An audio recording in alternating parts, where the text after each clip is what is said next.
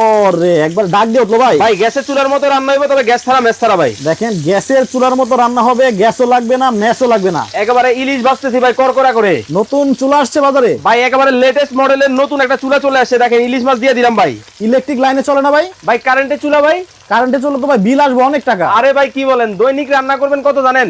মাত্র 6 টাকায়, সারা মাস 180 টাকায়। দেখেন মাত্র 180 টাকায় নাকি রান্না হবে সারা মাস। দেখেন ভাই এটার মধ্যে কি হলে কি তরকারি রান্ধন যায়? ভাই এটার মধ্যে মাছ ভাজতে পারবেন, তরকারি রান্না করতে পারবেন, ভাতও রান্না করতে পারবেন। এই যে দেখেন মাংস, আচ্ছা এই যে দেখেন দিয়ে দিতেছি ভাই। এত মাংস একসাথে দেখেন কেমনে হয় ভাই। দেখেন ওরে একবার ডাক দিয়ে রান্না হইতেছে ভাই, গ্যাসও লাগবে না, ম্যাসও লাগবে না। দেখেন কত সুন্দর ভাবে রান্না হয় ভাই। দেখেন কে কোন জায়গা থেকে দর্শক আমাদের লাইভে আপনারা জয়েন হয়ে গেছেন একটু কমেন্ট করে জানাবেন।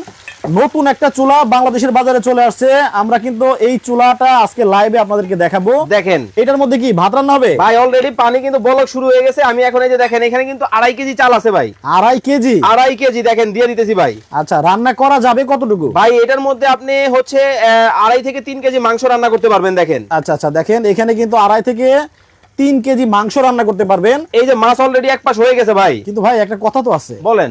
বিষয়টা হলো আপনার এখানে 3টা চুলা রান্না করতেছেন। জি। এখন কাস্টমাররা মনে করবে